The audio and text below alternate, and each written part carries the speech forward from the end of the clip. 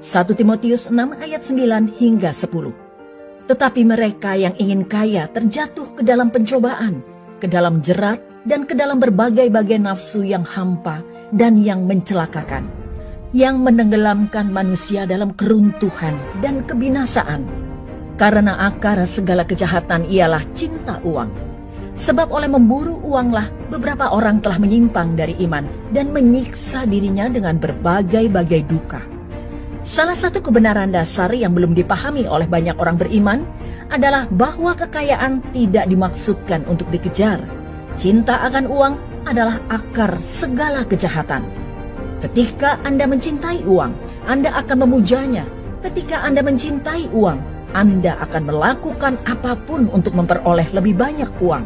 Anda tidak bisa mengabdi kepada dua tuan. Tak seorang pun dapat mengabdi kepada dua tuan. Karena jika demikian, ia akan membenci yang seorang dan mengasihi yang lain. Atau ia akan setia kepada seorang dan tidak mengindahkan yang lain. Kamu tidak dapat mengabdi kepada Allah dan kepada Mamon. Matius 6 ayat 24. Firman Tuhan dengan jelas mengatakan bahwa Anda tidak dapat memiliki dua tuan. Kenyataannya adalah kedua tuan memiliki dua arah yang bersaing dalam hidup kita. Jika Anda mengabdi kepada Tuhan, hidup Anda akan menuju ke satu arah. Jika Anda melayani uang, hidup Anda akan menuju ke arah lain. Ambisi yang berlebihan untuk mengumpulkan harta benda seringkali membuat seseorang terlalu fokus pada pencapaian materi, sehingga mengabaikan nilai-nilai Kristen yang lebih penting, seperti kasih, pelayanan, dan keadilan. Kekayaan bukanlah masalah dalam dirinya sendiri, tetapi menjadi masalah ketika menjadi obsesi dan menggeser Tuhan dari tempat yang seharusnya.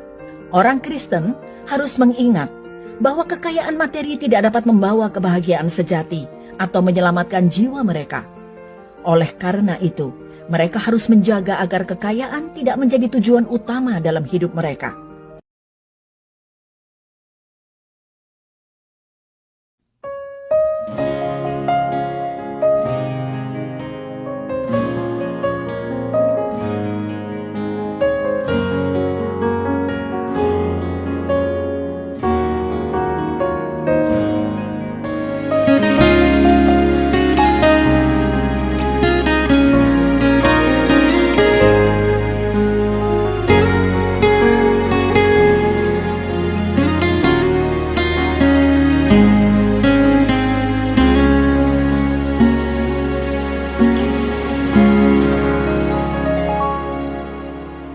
Dalam segala keadaan ku mau bersyukur, karena Kau Bapa yang sangat menyayangiku.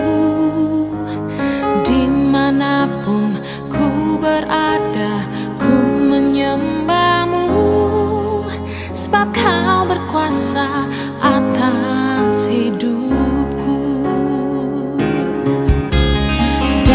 Segala keadaan ku mau bersyukur, karena Kau Bapa yang sangat menyayangiku. Dimanapun ku berada, ku menyembah-Mu, sebab Kau berkuasa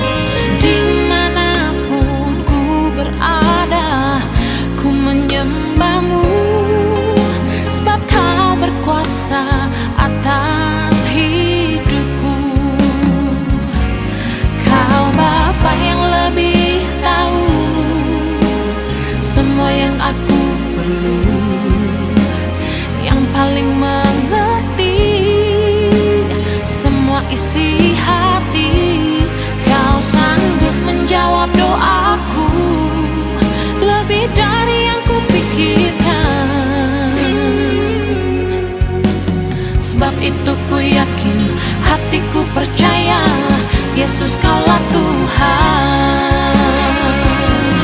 Kau Bapa yang lebih tahu semua yang aku perlu, yang paling mengerti semua isi hati. Kau sanggup menjawab doaku lebih dari yang ku pikirkan. Oh, sebab itu ku yakin, hatiku percaya, Yesus kaulah Tuhan. Sebab itu ku yakin, hatiku percaya, Yesus kaulah Tuhan.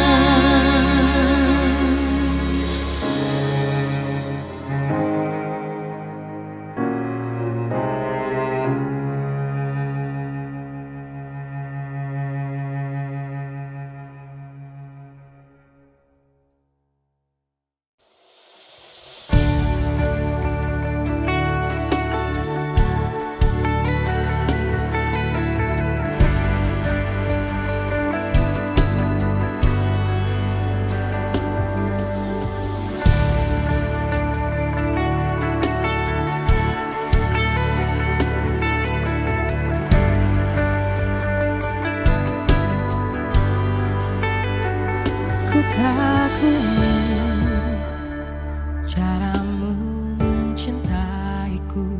Kau ada di cerita proses hidupku.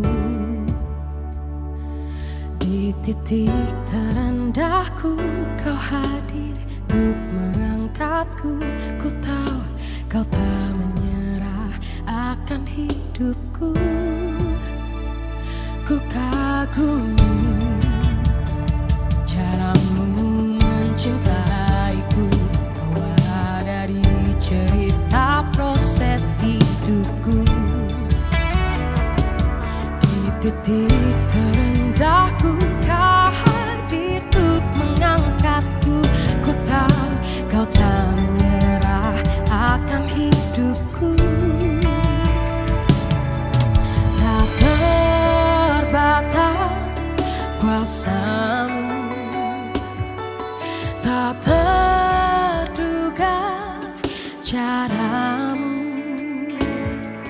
Kau yang ku andalkan di setiap langkah hidupku. Tak terbatas kasih-Mu, tak terduga jalan-Mu. Kau yang ku percaya di segala musim hidupku.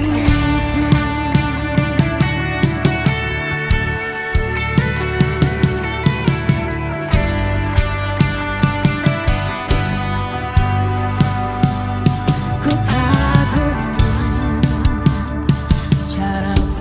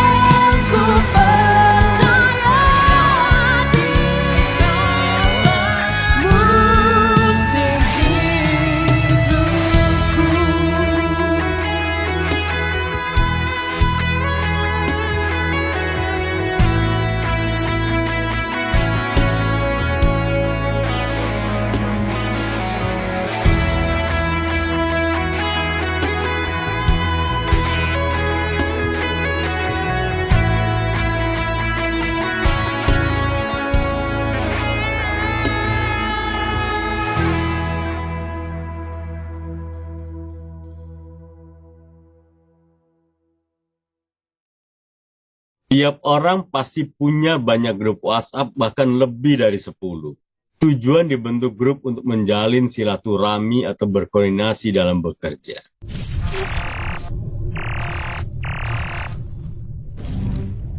Jangan tanggapi komentar terlalu serius. Gunakan selera humor Anda, tidak usah minder dalam grup, jangan merasa lebih hebat dari yang lain. Kirimlah postingan motivasi bagi anggota grup dan jangan pelit berbagi ilmu atau informasi penting apapun. Semua adalah orang penting dalam grup, tidak ada yang paling penting. Semua anggota harus saling menjaga kekompakan. Tanggapi postingan dengan positif, baik yang original ataupun hasil forward. Tidak perlu bereaksi berlebihan terhadap postingan yang berulang. Santai saja, terima semua itu. Apabila ada yang tidak pas, hapus saja. Tidak ada yang menerima honor dari grup. Semua postingan adalah wujud cinta kasih, perhatian, dan persahabatan. Bersikaplah apa adanya. Anda adalah pribadi yang unik, biarlah tetap begitu. Tanpa figur Anda dan teman-teman lain dalam grup ini akan terasa sepi dan membosankan. Setiap anggota grup dapat bersosialisasi secara tidak langsung, berjumpa teman lama dan memperbaiki interaksi sosialnya. Grup ini dibentuk untuk tujuan bersilaturahmi. Karena itu, mari kita buat grup ini menjadi wawasan berpikir dan bertambah dewasa. Jangan hanya mengintip atau membaca saja, tapi tulislah juga komentar yang baik untuk memperkaya silaturahmi. Jika ada postingan yang tidak disukai dan tidak sepaham, seperti masalah agama dan politik, cukup dihapus saja dan jangan dipertajam sehingga memperkeruh keadaan. Jadikanlah perbedaan kita untuk menambah wawasan kita, agar kita tetap dalam satu tali silaturahmi persahabatan. Jangan suka ngambek lalu keluar dari grup. Dan yang paling penting, kirimlah postingan agar anggota lain tahu bahwa Anda masih bersama kami di grup. Terima kasih. Semoga kita sehat-sehat selalu.